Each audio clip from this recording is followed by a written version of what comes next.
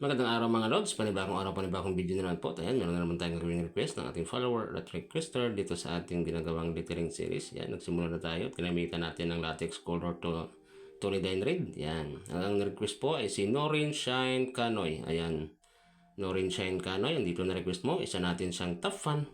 Yan, sana magustuhan mo to. Sana makita mo at tuloy may share mo na rin po para marami makapanood natin ginagawang video tulad dito. Yan.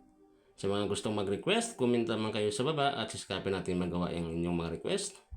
At sa mga naka-request na po, yung inyong mga request po ay nakasa screenshot natin, kaya abangan nyo lamang yung inyong mga request. Dahil tulad itong kay Norin, kahit matagal ng request niya, yan, ginagawa na natin ngayon. Kaya walang imposible po sa inyong mga request. At Norin, sana may comment mo na rin kung taga saan ka para malaman natin kung saan na nag-aabot yung ating mga ginagawang video tulad nitong sayo. Yan. Pagkatapos nating magawa yung kanyang pangalan ay maglalagay tayo